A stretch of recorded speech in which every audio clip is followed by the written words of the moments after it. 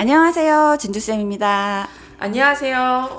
선생님, 네. 지난번 영상에서 네. 얘기해 주신 피해야 하는 학원 유형 중에 심화 없이 진도만 나가는 학원, 우리 아이 지금 그 학원 다니고 있는데 다니고 어떻게 있어요? 해야 돼요?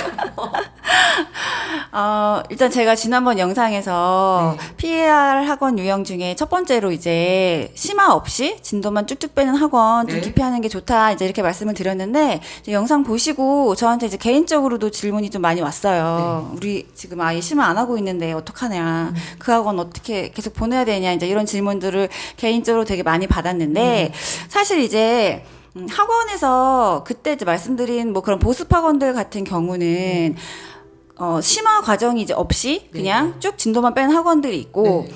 또 이제 심화 과정이 있는 학원인 경우에는 사실 그런 심화반은 또 레벨 테스트라는 관문이 있잖아요. 네네. 그래서 아이가 이제 그 테스트에 합격을 하지 못하면 그 반에 들어갈 수 없는 경우. 맞아요. 그죠? 네. 이제 그렇게 해서 또 심화, 조금 우리 아이가 수학이 좀 힘들다 하는 친구들은 심화 수업을 받을 이제 기회조차 없는 경우들이 네. 좀 있죠. 네.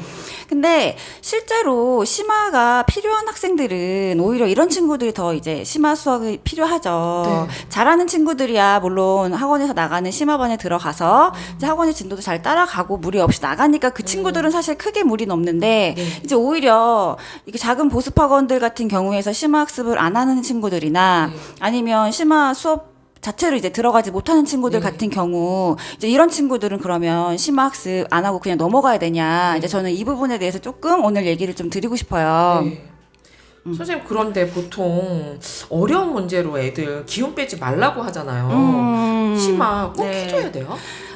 이제 앞에서 이제 말씀드린 그런 유형의 학원들이 이제 말씀하시는 그 선생님들의 이제 의견을 좀 들어보면 아마 대부분 이제 그렇게 말씀하세요. 아이들을 그렇게 힘들게 힘 빼지 말고 네네. 진도부터 쭉 뺀 다음에 네. 그 다음에 돌아와서 다시 심화 풀리면 얘네 심화 쉽게 잘 풀어요. 이제 맞아요. 이런 말씀 하시는 네. 선생님들도 계시거든요. 근데 이제 제가 오늘 좀 드리고 싶은 말씀은 우리가 초등학교 시절에서 심화 학습을 해야 되는 심화 학습의 의미가 뭔지를 조금 먼저 말씀을 드리고 싶거든요. 그러니까 우리가 지금 초등학교 수학은 어떤 입시를 위한 수학을 막 하고 있는 시기가 아니잖아요. 이 시기에는 우리 아이들이 뭔가 속도가 굉장히 중요한 그런 학습을 하고 있는 시기가 아니라 진짜 앞으로 중학교, 고등학교 수업을 이제 탄탄하게 쫓아가기 위해서 그 개념을 다지는 시기, 이제 충분히 우리 아이의 수학 기초 학습을 좀 다지는 시기라고 생각을 하는데 그 시기에 사실 제일 필요한 거는 수학적 사고력을 키우는 거거든요. 근데 이제 그렇게 수학적 사고력을 키우기 위해서는 그냥 쉬운 기본 문제만 풀어가지고는 좀 부족한 게 현실이에요. 그러니까 좀 어려운 문제를 우리 친구들이 다양한 각도로 생각을 해보고 이 방법 저 방법도 막 써보고 시행착오도 좀 해보고 이렇게 조금 시간을 많이 투자해서 여러 가지 생각을 할 수 있는 문제들을 조금 풀어보는 과정이 필요한데 이제 그 과정을 제일 잘 탄탄하게 할 수 있는 시기가 초등학교 시절이거든요. 그래서 저는 그래서 계속 초등 시절에 심화 학습은 꼭 필요하다라고 이제 말씀을 드리고 이제 보통 이제 아까 이렇게 얘기한 것처럼 선행을 했더니 심화를 잘 푼다. 이거는 사실 착각이거든요. 왜냐하면 제가 이제 5학년 수학을 예로 들어볼게요. 그럼 실제로 우리 아이들이 이제 5학년에서 배우는 수학을 뭔가 중학교 선행을 조금 나가서 방정식의 개념으로 갖다 풀면은 많이 쉽게 풀리는 문제들이 되게 많이 있어요. 맞아요.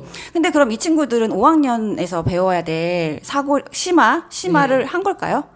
한 거라고 할 수 없거든요. 한 거라고 할 수 없거든요. 왜냐하면 얘네들은 그냥 중등에서 나오는 중등에서 나오는 개념이나 방정식의 뭐 어떤 식을 이용해가지고 문제를 쉽게 푼 거지. 중학교의 앞선 개념을 가져다가 중학교의 개념 문제를 푼 거지. 5학년에서 배운 그 학기에 해당하는 내용을 가지고 사고에서 풀어낸 심화학습을 한 건 아니거든요. 그러니까 얘가 그 아이에게는 5학년에서 배운 문제, 5학년에서 배운 개념, 그 개념을 가지고 그 방법만 가지고 충분히 많은 생각을 하고 사고를 해서 풀어볼 기회를 네. 앞선 개념을 이미 배워가지고 그냥 조금 쉽게 식 하나로 풀었다. 이러면 그 친구는 심화 학습을 할 기회를 잃어버린 거죠. 그럼 그게 심화가 아닌 거군요. 그쵸. 그냥 예습을 한 걸 가지고 중등에 대한 개념 문제를 푼 거죠. 그러니까 실제로 문제집을 보셔도 5학년에서 심화 문제로 다루고 있는 문제가 중등 기본 교재에 나와 있는 경우가 되게 많이 있거든요. 근데 이제 저도 문제를 출제하는 입장에서 심화 문제를 낼 때는 5학년 뭐 1학기의 심화 문제다. 그러면 실제로 5학년 1학기에서 배운 개념만 가지고 풀 수 있는 문제들을 내요. 그 앞선 학년의 선행의 개념을 갖다가 풀려고 내는 문제들이 아니거든요. 그러면 이 아이가 배운 개념을 여러 가지 개념들을 조금 복합적으로 내가 그동안 5학년 1학기까지 공부를 했으면 5학년 1학기까지 배운 내용을 충분히 생각을 해서 그 과정 안에서 해결할 수 있는 문제를 풀어야 의미가 있는 거지.